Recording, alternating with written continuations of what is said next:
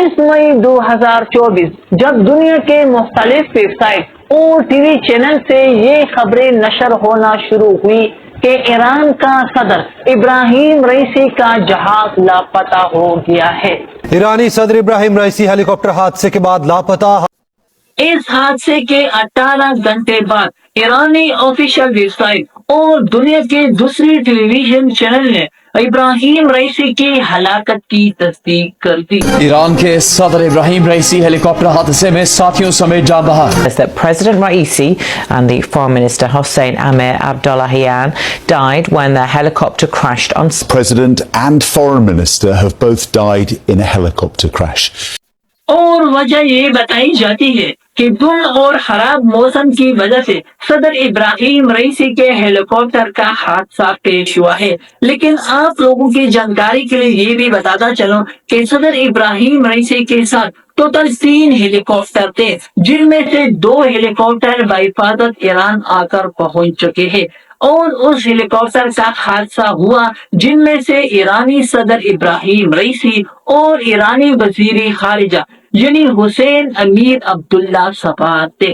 اب یہاں پر سوال یہ بھی بنتا ہے کہ کیا باقی 2 ہیلی کاپٹر کے لیے دھند اور موسم خرابی نہیں تھا؟ اگر دونوں ہیلی کاپٹر بحفاظت ایران پہنچ سکتے ہیں تو صدر ابراہیم رئیسی کا جہاز کیوں نہیں؟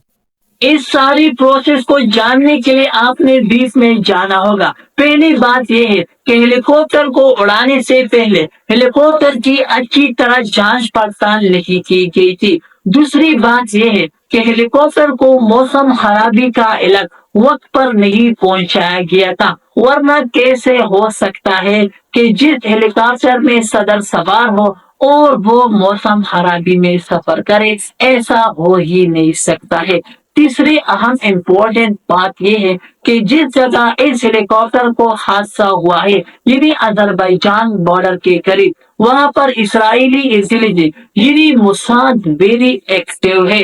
اور آپ لوگوں نے یہ بھی جاننا ہوگا کہ اسرائیل فلسطین جنگ میں ایران ہی واحد کردار ہے جنہوں نے کلیال فلسطین کو سپورٹ کیا تھا، اور فلسطین ہی کے حق میں ایران نے اسرائیل پر میزائل بھی پھینکے تھے۔ ہو سکتا ہے کہ اس ابراہیم رئیسی کی موت میں موساد کا بھی اہم رول ہو۔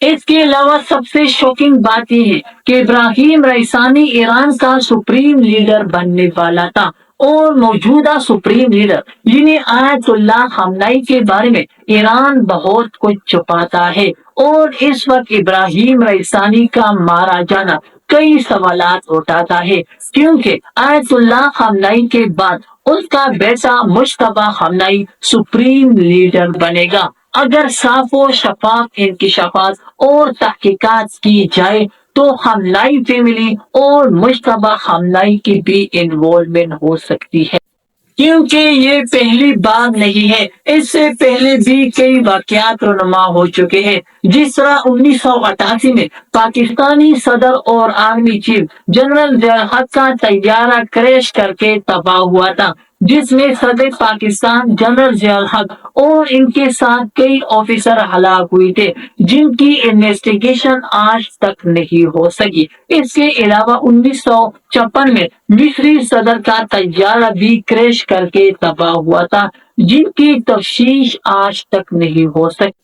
اس کے علاوہ پاکستان کا موجودہ آرمی چیف یعنی جنرل عاصم منیر کی جگہ آرمی چیف بننے والا یعنی جنرل سرفراز شہید کے ساتھ بھی یہی ہوا تھا، جب پہلے ان کی طیارہ لاپتہ ہونے کی خبر نشر کی، بعد میں میڈیا نے یہ خبر نشر کی کہ جنرل سرفراز شہید کا طیارہ کریش کر کے تباہ ہوا ہے، جن میں سرفراز اور کئی آفیسر ہلاک ہوئی ہے۔ بعد میں ان کو آنے والے انویسٹیگیٹر، صحافی اور تفتیش کاروں کو بھی ان کے قریب نہیں ہونے دیا، اور آج تک ان پر تفتیش اور ان کی انویسٹیگیشن نہیں کی گئی۔